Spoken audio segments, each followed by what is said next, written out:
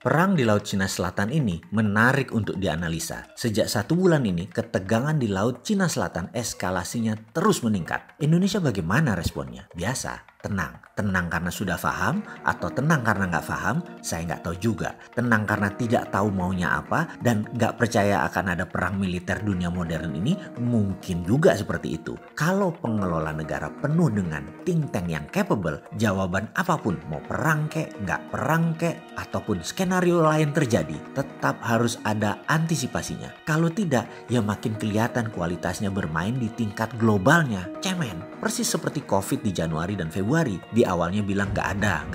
Tahu-tahu ada, terus bingung, panik, gagap. Caca mudik pulang kampung, pasti bakal terulang lagi. Pasti gelagepan, gagap dan biasa mencari narasi pembenaran. Tapi aman, kan sudah banyak buzzer saat ini yang membela rupiah tadi. Kalau kita, kaum UKM, ya sudah kapok nunggu. Kita bergerak juga versi kita. Sekarang yuk kita kupas tentang perang di Laut Cina Selatan. Bagaimana? Pastinya ini buat kita saja, kaum piramida di bawah, bukan buat elit politikus, tapi bisa jadi analisa pembanding agar pemerintah punya kacamata lain melihat berbagai kemungkinan sehingga bisa mengambil langkah tepat untuk rakyat. Kalau itu ya monggo silahkan ambil ide kita, karena selama ini yang rakyat lihat hanya keputusan untuk kepentingan segelintir orang, termasuk masuknya TKA oleh pejabat yang berbisnis ke Sulawesi kemudian melanjutkan reklamasi Teluk Jakarta. Bau-baunya tetap menjalankan protokol kolonialisasi 5.0 yang Tiongkok lakukan yang didukung oleh pejabat teras. Rakyat sih nggak bodoh-bodoh amat untuk tidak paham bahwa itu untuk kepentingan oligarki keputusannya. Fahamlah rakyat, hanya banyak yang memilih diam dulu. Seperti belajar mancing yang dibayari oleh kartu prakerja. Kalau mancing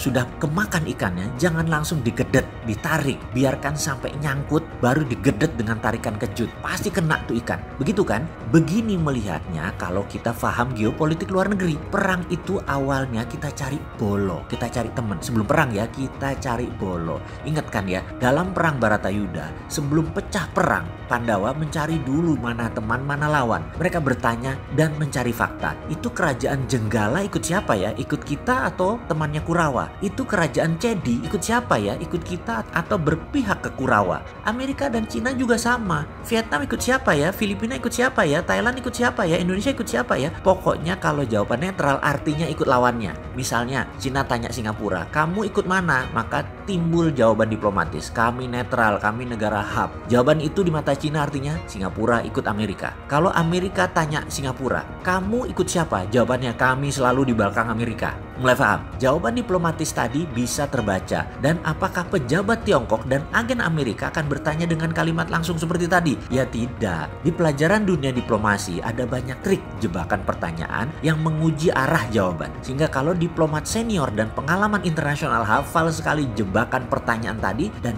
akan dijawab dengan lincah. Sebelum dilakukan lobby-lobby by phone oleh para pemimpin puncak, para ambasador biasanya sudah gerasak gerusuk manuver cari informasi. Dan paling cepat adalah dengan tindakan yang namanya test the water dilakukan. Saat ini ketegangan itu diukur langsung di lapangan.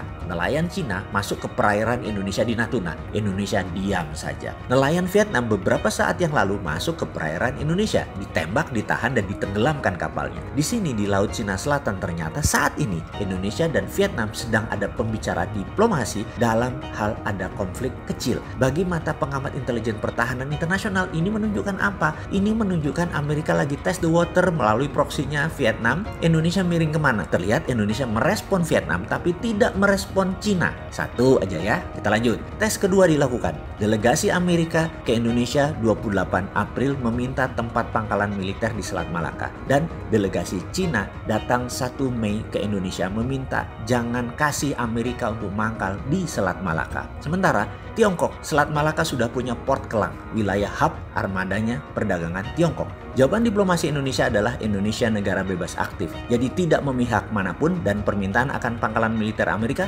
ditolak.